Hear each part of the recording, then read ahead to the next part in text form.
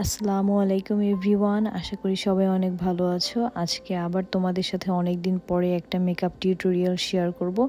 এই ভিডিওটা only for আপুদের জন্য। এই মেকআপ টিউটোরিয়ালটা যারা একদম লাইট ওয়েটের অ্যান্ড ইজি মেকআপ ক্রিয়েট করতে চাও শুধুমাত্র তাদের জন্য। সো ফার্স্টে আমি আমার স্কিনটা খুব ভালোভাবে ক্লিন করে নিয়েছি। আফটার দ্যাট আমি আমার টোনার অ্যাপ্লাই করলাম অ্যান্ড দেন ময়শ্চারাইজার।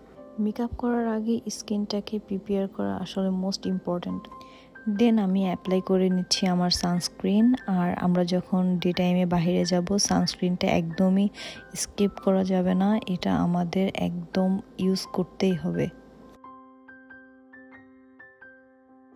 সো মেকআপের ফার্স্টে আমাদের ইউজ করতে হবে প্রাইমার। আমি ফার্স্টে আমার প্রাইমারটা অ্যাপ্লাই করে নিচ্ছি। আর প্রাইমারের কাজ হচ্ছে তোমার মেকআপটা লং লাস্টিং করে, এক কথায় মেকআপটা অনেকক্ষণ ধরে রাখতে সাহায্য করে। সো ফার্স্টে আমি আমার আইব্রোটাকে একটু আর্ট করে নেব, যেহেতু আমি অনেক দিন হয়েছে আইব্রো প্লাক করি না। সো এটাকে ফার্স্ট একটু আমি সেট আপ করে নেব।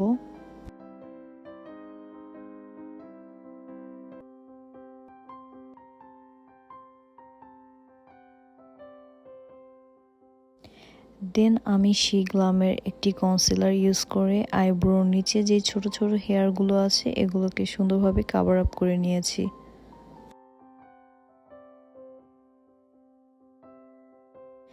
দেন আমি আমার স্কিন টোনের সাথে ম্যাচ করে একটা ফাউন্ডেশন অ্যাপ্লাই করে নিয়েছিলাম। আমি ওয়েট অ্যান্ড ওয়াইল্ডের ফাউন্ডেশনটা ইউজ করেছিলাম। আমি ওয়েট অ্যান্ড ওয়াইল্ডের অনেক বড় একটা ফ্যান, ওদের ফাউন্ডেশনটা স্পেশালি খুবই ভালো। আমার তো ইউজ করে খুবই ভালো লেগেছে অ্যান্ড আমি রেগুলার মেকআপে এই ফাউন্ডেশনটাই ইউজ করে থাকি। ফাউন্ডেশনটা ব্লেন্ড করার আগে আমি সেটিং স্প্রে ইউজ করে নিয়েছি। আর ফাউন্ডেশন ব্লেন্ডের আগে যদি তুমি সেটিং স্প্রে ইউজ করো তাহলে খুব স্মুথলি অ্যান্ড ইজিলি তোমার মেকআপটা অ্যাপ্লাই হয়ে যাবে। আর এতে করে তোমার মেকআপটাও অনেক লং লাস্টিং হয়।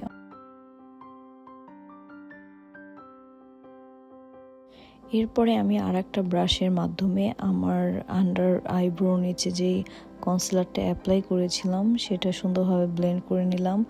আমি যখন অ্যাপ্লাই করেছিলাম আফটার দ্যাট আমার কনসিলারটা একটু ড্রাই হয়ে গিয়েছিল, বাট যখন আমি স্প্রেটা ইউজ করি দেন দেখো কত স্মুথলি এখন কনসিলারটা ব্লেন্ড হয়ে যাচ্ছে।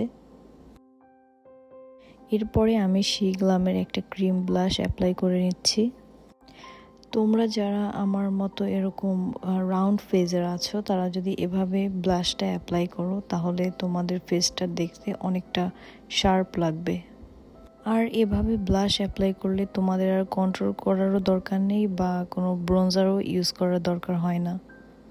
আর আমি এখন একদম লাইট অ্যামাউন্টের ব্লাশ অ্যাপ্লাই করব, কারণ যেহেতু আমি পরবর্তীতে আবার পাউডার ব্লাশ ইউজ করব এই জন্য আর কি। দেন গ্লামের সেম কনসিলার দিয়ে আন্ডার আইতে অ্যাপ্লাই করে নিব। আর আমার যেখানে পিগমেন্টেশনের প্রবলেম আছে সেখানে অ্যাপ্লাই করে নিব।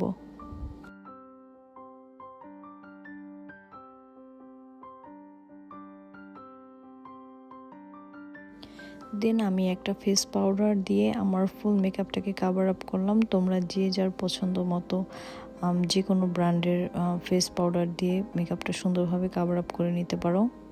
দেন আই লুকের জন্য আমি একদম লাইট ব্রাউন কালারের একটা কালার পিক করলাম। আর এই কালারটা আমি আমার পুরো আই লিডে অ্যাপ্লাই করে নিয়েছি। এরপরে আমি মাস্কারা অ্যাপ্লাই করে নিলাম। তোমরা যখন মাস্কারা ইউজ করবা তখন একদম যে মাস্কারার যে ব্রাশটা এটাকে ভালোভাবে ক্লিন আপ করে নেবা। একদম মিনিমাল প্রোডাক্ট ইউজ করবা, কারণ অতিরিক্ত যদি প্রোডাক্ট তোমরা ইউজ করো তাহলে হয় কি যে তোমার আস্তে আস্তে আমাদের এই পাপড়িগুলো অনেক ড্রাই হয়ে যায় অতিরিক্ত প্রোডাক্টের কারণে, অ্যান্ড দেন ঝরে পড়তে থাকে আর এরপরে আন্ডার আইটা একদম কালো হয়ে যায়। অ্যান্ড দেন আমি আবার একটু পাউডার ব্লাশ অ্যাপ্লাই করে নিলাম। আর আমি আবারও এক্সট্রা প্রোডাক্টটা ঝেড়ে ফেলে দিয়ে মিনিমাল প্রোডাক্টটা অ্যাপ্লাই করে নিয়েছি।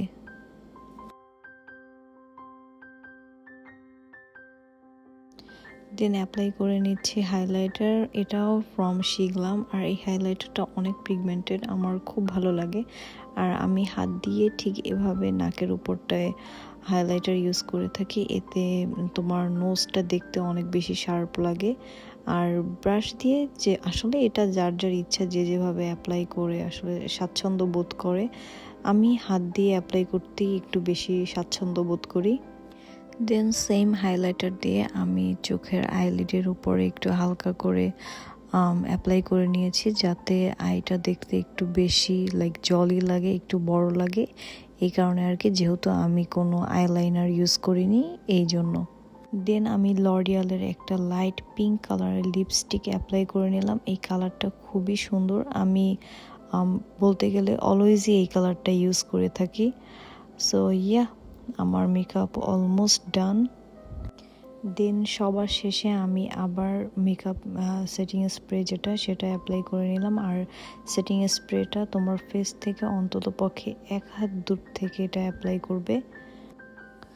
So this is my final look. কেমন লেগেছে লুকটা আমাকে অবশ্যই কমেন্ট সেকশনে জানাবে। আর দেখো মেকআপটা কত বেশি ফ্ললেস অ্যান্ড স্মুথ লাগছে। তোমরা যদি এরকমভাবে কেউ মেকআপ অ্যাপ্লাই করে থাকো আমাকে অবশ্যই জানাবে। মেকআপটার বেটার লুক দেখানোর জন্য আমি বাইরে এসেও একটা ক্লিপস নিয়ে নিয়েছিলাম। তো আজ এই পর্যন্তই, দেখা হবে নেক্সট ব্লগে। টিল দেন, আল্লাহ হাফেজ।